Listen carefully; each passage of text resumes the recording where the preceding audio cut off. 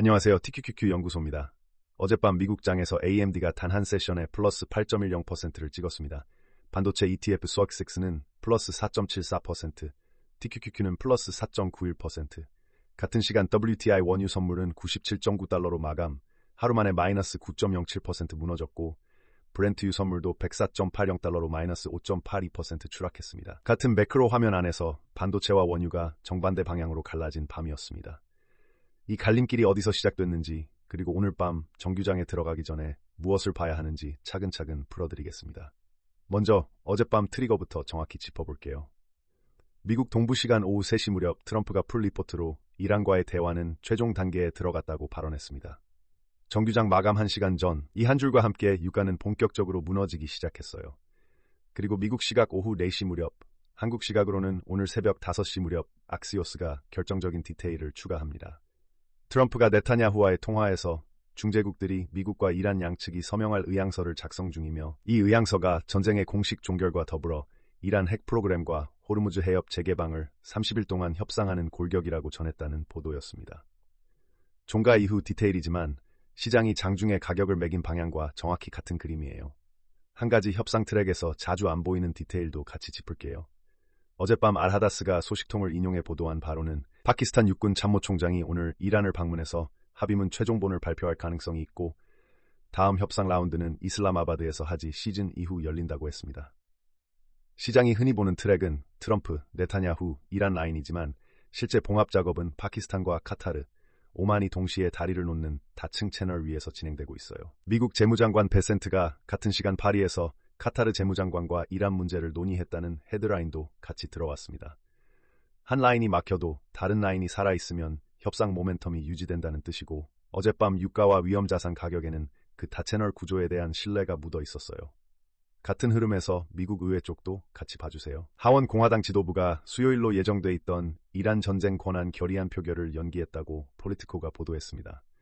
표결이 진행돼서 의회가 트럼프 행정부의 군사 옵션을 제약하기 시작했다면 그건 협상 트랙이 깨졌다는 신호로 읽혔을 거예요.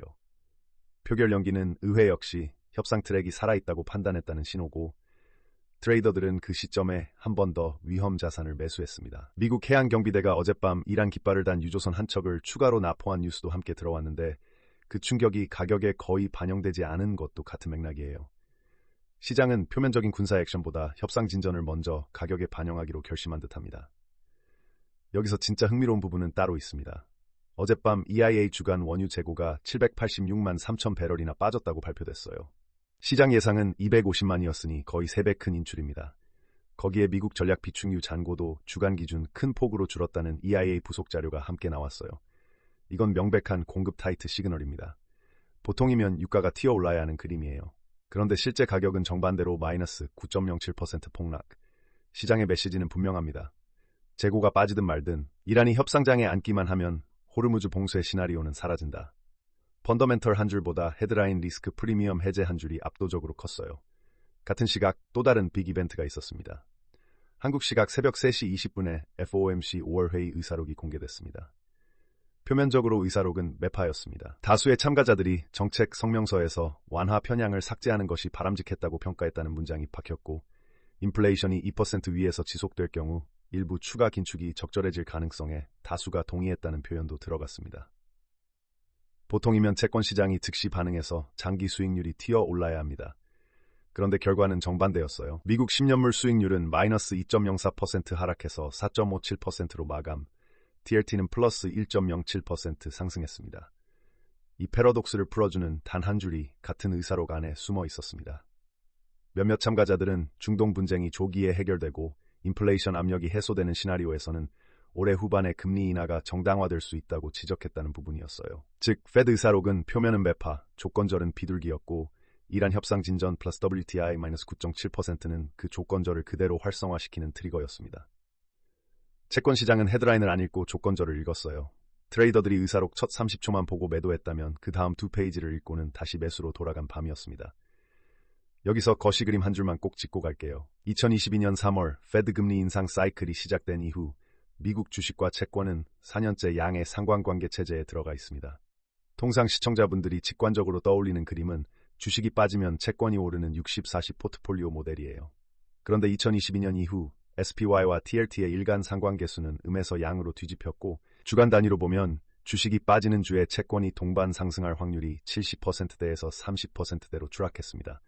어젯밤은 SPX 플러스 1.08%, TLT 플러스 1.07%로 둘 다 같이 올랐어요. 이건 거시적으로 보면 양의 상관체제에서 충분히 자주 보이는 패턴이고 60-40 모델이 작동하던 시절의 그림이 아닙니다. 호르무즈 협상으로 인플레이션 기대가 동시에 떨어지니까 두 자산이 같이 오른 거예요. 같은 양의 상관체제에서는 주식이 빠지는 날 채권도 동반으로 빠지는 패턴도 자주 나옵니다. 한 자산이 떨어질 때 다른 자산이 받쳐줄 거라는 60-40 기대는 4년째 작동을 멈춰 있다는 사실을 머리에 두세요. 어젯밤 플러스 1.07% TLT가 다음 세션 마이너스 1.07%로 빠지더라도 그게 이상한 그림이 아니라는 뜻입니다. 그러니까 어젯밤 반도체와 빅테크가 미친 듯이 달린 건 결국 두 단계 환산입니다. 1단계, 원유 마이너스 9%가 시장 인플레이션 기대를 단숨에 끌어내렸고 의사록 안에 있던 연말 인하 시나리오가 다시 살아났다. 2단계, 10년물 4.57%로 하락은 듀레이션이 긴 성장주의 할인율을 곧장 깎아주니까 멀티플이 다시 확장됐다. AMD 플러스 8.10%, 엔비디아 플러스 1.30%, 필라델피아 반도체 지수 SOX 플러스 4.74%. AMD는 이번 달에만 플러스 24.14% 올랐고 연초 대비로는 무려 플러스 100.29%, 정확히 2배가 됐습니다. SOX도 연초 대비 플러스 65.97%로 시장 전체를 한참 끌고 가는 모양새예요. AMD가 플러스 8%를 찍은 배경에는 매크로 외에 또 다른 트랙이 같이 깔립니다. 어젯밤 한국 시각 새벽 4시 52분, 구글이 미주리주의 데이터 센터를 포함해 인프라에 신규 15빌리언 달러를 투자한다는 뉴스가 들어왔습니다. 뉴 플로렌스, 몽고메리 카운티에 들어서는 신규 데이터 센터가 핵심이고요. 빅테크의 자본 지출이 지금 어디로 향하고 있는지 새로 확인하는 신호였습니다. 시장이 작년부터 반복적으로 가격에 매겨오는 메시지가 하나 있어요. 빅테크 한 곳이 데이터 센터 신규 투자를 발표하면 그 돈의 상당 부분이 결국 AI 가속기, 즉 엔비디아와 AMD의 매출 라인으로 떨어진다는 인식입니다. 어젯밤 AMD가 플러스 8.10%를 찍은 건 호르무즈와 의사록 조건절만으로는 설명되지 않습니다. 같은 시간에 추가된 AI 자본 지출 트랙도 가격에 함께 들어와 있다고 보는 게 정확해요. 그리고 정규장이 닫힌 직후 이 AI 자본 지출 트랙의 다음 챕터가 곧장 펼쳐졌습니다. 한국 시각 오늘 아침 5시 20분 무렵 엔비디아가 회계연도 27 1분기 실적을 발표했어요. 매출 81.6 빌리언 달러로 컨센서스 78.4 빌리언 달러를 4.1% 상회, 전년 동기 대비 플러스 85%. 데이터 센터 매출은 단일 분기 사상 최대치인 75.2 빌리언 달러, 전년 대비 플러스 92%로 다시 한번 신기록을 갈아치웠습니다. Non-GAAP EPS는 1.87달러로 컨센서스 1.76달러 대비 비트, YOY 플러스 140%. 그리고 가장 주목된 다음 분기 매출 가이던스는 91.0 빌리언 달러 2%로 시장 컨센서스를 한참 위에서 부르고 들어왔어요. 한 가지 큰 헤드라인 리스크였던 중국향 허퍼 데이터 센터 출하는 1분기에 0달러, 전년 동기 4.6 빌리언 달러가 통째로 사라졌습니다. 그 공백을 흡수하고도 플러스 85% YOY 매출과 91 빌리언 달러 가이드를 부른 게 이번 분기의 핵심이에요. 자사주 매입 한도에 80 빌리언 달러를 추가로 얹었고 분기 배당도 0.25달러로 인상했습니다. 발표 직후 시간 외 가격은 한 방향으로 정리되지 않았어요. 정규장 종가 223.47달러에서 시간 외 한순간 226.95달러까지 플러스 1.56%로 튀어올랐다가 곧장 저점 216.25달러, 정규장 종가 대비 마이너스 3.23%로 내려앉았습니다. 그리고 한국 시각 6시 6분 221.50, 정규장 종가 대비 마이너스 0.85% 자리에서 호흡을 가다듬는 중이에요. 같은 시간 미국 동부 시간 오후 5시부터 시작된 컨퍼런스 콜이 지금 진행 중이고 콜에서 나오는 코멘트가 가이드의 디테일을 한 번 더 채워줄 겁니다. 가이던스 91 빌리언 달러를 부른 회사가 시간 외에서 보합권을 헤매는 건 정규장에 플러스 1.30%로 마감하기까지 이미 시장이 강한 숫자를 어느 정도 미리 가격에 매겨뒀다는 뜻이기도 해요. 엔비디아 어닝 본격 해부와 컨퍼런스 콜 핵심 코멘트는 콜이 종료되는 즉시 별도 영상으로 따로 풀어드리겠습니다. 오늘 이 영상은 어젯밤 매크로 그림에 집중하고 종목 단위 해부는 별도 챕터로 분리해서 다루는 게 더 정확하다고 판단했어요. 여기서 한 발 떨어져서 보세요. 5월 한 달 동안 QQQ가 플러스 5.79% 오를 때 TQQQ는 플러스 17.17%, AMD는 플러스 24.14% 올랐습니다. 같은 매크로 화면 안에서도 베타가 큰 자산이 어떻게 분리되는지 보여주는 교과서 그림이에요. 빅스가 17.44로 마이너스 3.43% 빠지면서 변동성이 죽는 구간에 들어가면 죽어있던 레버리지가 다시 살아나고 그 레버리지가 살아나면 한 줄 헤드라인에 플러스 5%, 플러스 8%가 찍힙니다. 어젯밤은 정확히 그 작동 원리를 데이터로 다시 확인해준 세션이었어요. 여기에 한 가지만 더 덧붙일게요. 어젯밤 빅테크 내부 분산을 보면 같은 랠리 안에서도 종목별 그림이 완전히 달랐습니다. AMD가 플러스 8.10%로 한참 앞서간 자리에서 테슬라는 플러스 3.25%, 아마존 플러스 2.19%, 엔비디아 플러스 1.30%, 애플 플러스 1.10%, 마이크로소프트 플러스 0.87%, 메타 플러스 0.41%, 구글은 플러스 0.32%로 거의 평평했습니다. 같은 빅테크 안에서도 베타 8배가 벌어진 거예요. 시장이 어젯밤 매수한 건 빅테크 일반이 아니라 AI 가속기 사이클에 직접 노출된 반도체 라인이었고 광고나 클라우드 매출 비중이 큰 빅테크는 같은 헤드라인을 듣고도 거의 움직이지 않았습니다. 이게 바로 좁은 랠리라고 말하는 그림이고 시장이 한 방향으로 다 같이 가는 그림이 아니라 한 라인에만 자금이 몰렸다는 의미입니다. 이쯤에서 시청자분들 중에 비슷한 그림을 기억하실 분 있을 거예요. 2019년 9월 14일 사우디 아람코 처리 시설이 드론 공격을 받았습니다. 그 다음 거래일 브렌트유는 하루 만에 플러스 14.6% 튀어 올랐어요. 역대급 일간 급등이었고 시장은 원유 공급망 영구 손상이라는 시나리오로 가격을 매겼습니다. 그런데 같은 주가 끝나기도 전에 아람코가 복구 속도를 발표하자마자 브렌트는 하루 두 자릿수 가까이 빠지면서 충격을 통째로 뱉어냈어요. 그 패턴이 시장에 새겨졌습니다. 지정학 원유 쇼크는 보통 우리가 직관적으로 느끼는 것보다 짧고 그 짧은 충격이 지나가면 위험 자산의 멀티플 확장이 따라붙는다. 다만 채권 시장이 일방적으로 비둘기 모드로 간 건 아닙니다. 같은 날 미국 20년물 국채 입찰이 있었는데 낙찰 수익률이 5.12%로 직전 입찰의 4.883%보다 24 베이시스 포인트 뛰었어요. 응찰률은 2.5로 직전 2.68에서 떨어졌습니다. 한쪽에서는 10년물이 마이너스 2% 빠지고 다른 쪽에서는 20년물 입찰이 약하게 들어가는 분열. 시장이 동시에 두 가지 메시지를 보냈다는 뜻이에요. 단기 인플레이션 압력은 식어도 장기 재정 부담은 그대로다. 특히 이걸 미국 전략 비축유의 큰 폭 감소와 같이 놓고 보세요. 단기 유가를 누르려고 SPR을 태우면 결국 누군가가 그걸 다시 채워야 합니다. 그 비용은 결국 장기 국채 시장의 공급 부담으로 청구돼요. 그래서 단기 거시 환경이 좋아져도 20년물 입찰이 약하게 들어가는 거고 그게 시장이 어젯밤 채권 종목별로 다른 가격을 매긴 이유입니다. 한 화면 안에서 듀레이션별로 다른 베팅이 동시에 진행되는 그림이고 거시적으로는 의미 있는 분기점이에요. 흥미로운 디버전스가 하나 더 있습니다. 같은 시각 비트코인은 77,659달러 플러스 1.0%에 그쳤어요. 5월 한 달 마이너스 0.84%, 연초 대비로는 마이너스 12.63%. 같은 시각 보도된 크립토 공포 탐욕 지수는 27 공포 영역에 머물러 있습니다. 같은 거시화면, 같은 금리 하락, 같은 위험 선호 환경에서 반도체 ETF는 플러스 4.74%인데 비트코인은 그저 플러스 1%. 이 디커플링이 시사하는 건 두 가지입니다. 첫째, 이번 랠리의 본질이 위험 선호 일반이 아니라 AI 반도체 사이클의 베타가 큰 자산에 정밀하게 집중되고 있다. 둘째, 비트코인이 작년처럼 단순한 매크로 베타로 움직이지 않고 자체 사이클을 타고 있다.